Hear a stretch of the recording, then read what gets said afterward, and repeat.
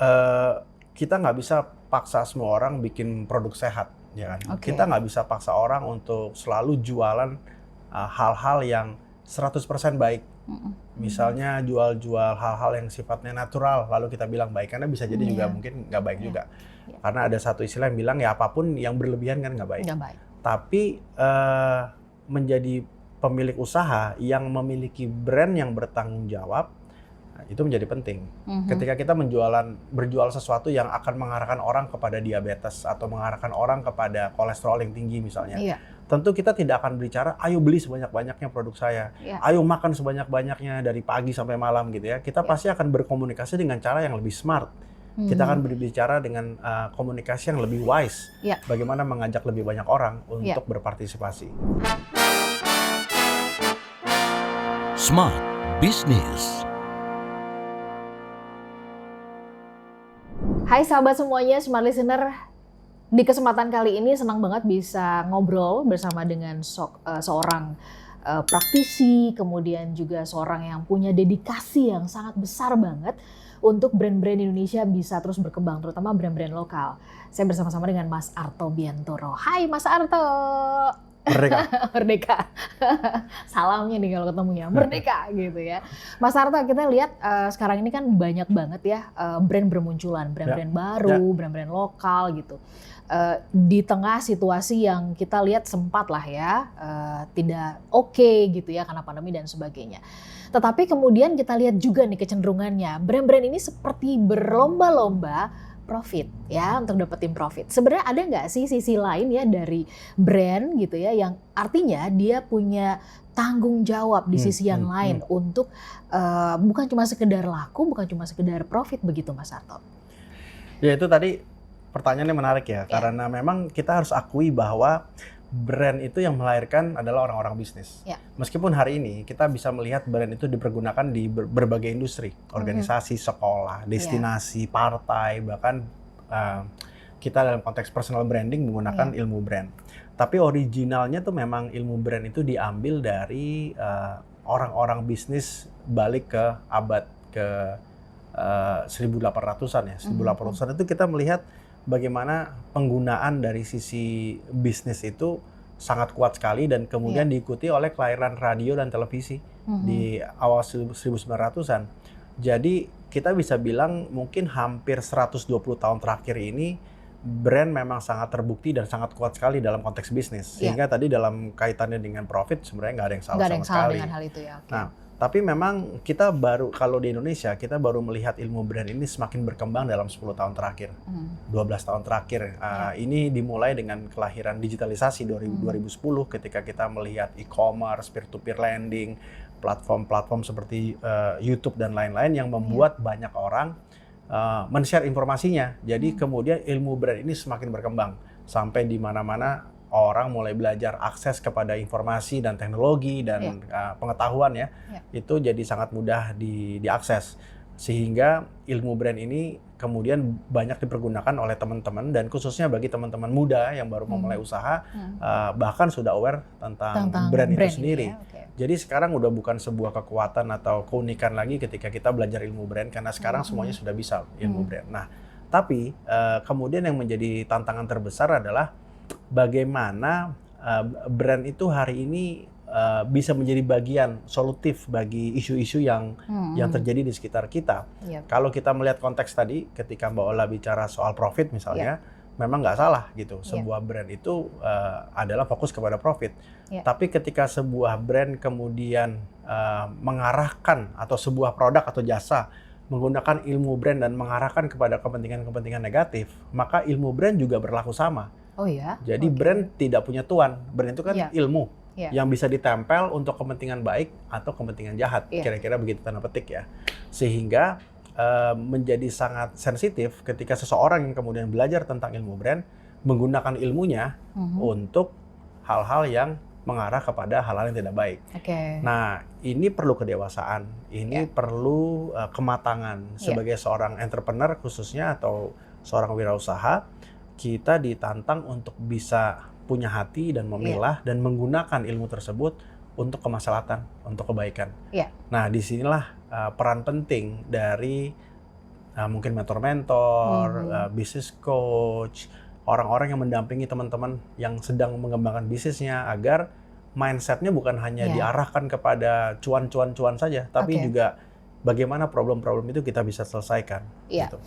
Namun kan Mas Arto ya dalam perkembangannya ya, yang tadi Mas Arto sampaikan begitu, akhirnya banyak juga orang yang akhirnya terbentur dengan kepentingan yang mereka seperti di persimpangan. Ini saya mau mengedepankan idealisme begitu, atau kemudian saya mau menguatkan strategi bisnisnya karena ada tujuan, ada target dari si pemilik brand itu sendiri kan yang ingin dicapai begitu Mas Arto. Nah, mengatasi ini gimana? Ya tentu yang pertama kita nggak bisa paksa semua orang bikin produk sehat, ya kan? Kita nggak bisa paksa orang untuk selalu jualan hal-hal yang 100% baik. Misalnya jual-jual hal-hal yang sifatnya natural, lalu kita bilang baik, karena bisa jadi juga mungkin nggak baik juga. Karena ada satu istilah yang bilang ya apapun yang berlebihan kan nggak baik. Tapi menjadi pemilik usaha yang memiliki brand yang bertanggung jawab, itu menjadi penting. Ketika kita berjual sesuatu yang akan mengarahkan orang kepada diabetes atau mengarahkan orang kepada kolesterol yang tinggi misalnya. Tentu kita tidak akan berbicara, ayo beli sebanyak-banyaknya produk saya, ayo makan sebanyak-banyaknya dari pagi sampai malam gitu ya. Kita pasti akan berkomunikasi dengan cara yang lebih smart. Kita akan berbicara dengan komunikasi yang lebih wise. Bagaimana mengajak lebih banyak orang untuk berpartisipasi. Ya, Mas Arto, seru banget kalau ngomongin soal brand yang bertanggung jawab ya. Karena situasi sekarang ini tantangannya adalah berkejaran gitu antara idealisme dengan kemudian target atau goals yang mau dicapai dari sebuah brand, dari si pemilik bisnisnya sendiri. Nah, gimana sih kalau Mas Arto lihat pelajaran-pelajaran dari brand yang berhasil menunjukkan tanggung jawab mereka, mengakselerasikan antara kepentingan bisnis dengan idealisme itu seperti apa? Ya sebenarnya ini bukan soal idealisme sih, karena kita tinggal di bumi yang sama, planet yang sama, lebih spesifik lagi lingkungan yang sama. Ini masalah sekarang atau nanti aja. Jadi kalau kita bicara brand yang bertanggung jawab, biasanya brand-brand yang kemudian tumbuh lewat waktu, dia juga akan sadar bahwa kita perlu lingkungan yang lebih baik gitu kan. Dan biasanya dalam konteks seperti itu kesadarannya dibangkitkan. Tapi kadang kita juga harus melewati proses itu. Nggak semua brand-brand yang memproduksi produk-produk yang dalam tanda petik tidak baik tadi, itu juga bersalah gitu.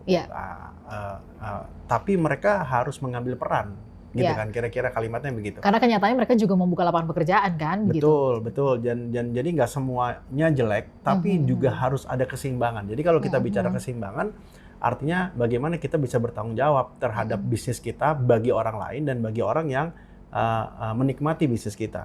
Kalau kita kemudian hanya fokus kepada profitabilitas saja, maka selalu akan ada unsur-unsur lain yang kemudian mendorong kita atau kemudian membuat kita menjadi tidak seimbang tadi. Nah sebenarnya dalam konteks pendekatan itu bukan hanya kita bicara soal profit sebesar-besarnya, tapi kita bicara bagaimana menjaga ekosistem sebaik-baiknya. Ada satu pendekatan yang ditulis oleh John McKee, namanya conscious capitalism. Jadi conscious capitalism ini adalah bagaimana kita bisa punya omset yang banyak, tapi di satu sisi kita juga harus mampu secara conscious mikirin orang lain. Contohnya misalnya kalau dalam bukunya dia cerita ada seorang penjual supplier keju misalnya gitu ya, yang produknya nggak bagus. Lalu kalau dalam pure capitalism, ya udah dipecat, cari supplier yang lebih bagus lagi. Tapi dalam conscious capitalism pendekatannya adalah dia bertanya kenapa kamu supply kejunya nggak bagus. Kalau di versi kita mungkin kopi kali ya. Kenapa kopinya nggak bagus? Oh karena alat saya rusak. Kenapa nggak beli alat baru? Karena saya butuh uang untuk sekolah anak-anak. Jadi ketika itu terjadi pilihannya gampang, kita tinggal ganti orang itu dengan supplier yang baik, supplier yang lebih bagus atau yang sesuai dengan standar ya. Tapi kita bisa bilang karena kita sudah berkenal lebih dari 3 tahun, Anda telah supply ke dalam bisnis kita bertahun-tahun, bagaimana kalau saya beliin mesinnya, nanti kamu cicil saya potong. Sehingga dia tidak memutus mata rantai itu, tapi dia membangun inisiatif berbasis ekosistem tadi, sehingga dia harus, kalau kita seorang pebisnis, berarti kita memotong profit kita tahun itu Iya. untuk membantu supplier kita yang membutuhkan. Iya. Nah, itu konteks yang sama ketika Iya. kita bicara brand yang bertanggung jawab, bagaimana dia bisa menjaga ekosistemnya dengan baik, sekaligus konsumennya, ya kita bicara Iya. stakeholder, dan itu menurutku itu bagian dari proses kedewasaan seorang wirausaha. Oke, cukupkah kalau seorang pebisnis sekarang yang banyak ya berkembang nih, sebagai bentuk tanggung jawab dia, artinya brand ini bertanggung jawab ditunjukkan dengan program CSR. Cukup nggak tuh, Mas? Tentu cukup. Oke. Untuk tahap 1. Oke, masih tahu satu ya. Ya, jadi bahkan sebenarnya kalau kita bicara CSR ya, kalau boleh ya orang nggak ada yang tahu gitu, karena itu bukan marketing. CSR kan Oke. responsibility perusahaan. Tapi kalau konteksnya tadi ya conscious capitalism, itu bukan CSR, itu adalah pola pikir, value, nilai-nilai perusahaan yang mendorong perusahaan untuk bergerak. Jadi conscious capitalism itu dalam contoh tadi, dia bukan CSR, tapi memang value yang ada dalam perusahaan tersebut. CSR lain lagi, gitu kan? Kalau CSR secara hukum memang sudah mengharuskan kita untuk melakukannya, dan kadang-kadang korporasi menggunakan CSR sebagai bagian dari strategi marketing, gitu. Iya, betul. Salah nggak salah ya, tapi kembali lagi ya mungkin itu bagian penting untuk membangun brand equity atau nilai sebuah brand. Makanya mereka ingin media lebih tahu apa yang dilakukan dalam proses CSR. Tapi kalau pertanyaan kembali ke awal, tentu itu langkah pertama gitu. Langkah pertama mengeksekusi CSR-nya dengan baik dan benar dan tepat, itu sudah bagus. Oke, Mas Harto, thank you banget di topik ini. Kita akan sudahi ya soal brand yang bertanggung jawab. Tapi Smart Listener, nanti kita akan jumpa kembali di seri berikutnya di topik yang tidak kalah seru. Tetap bersama dengan kami. Smart Business. Lead you better.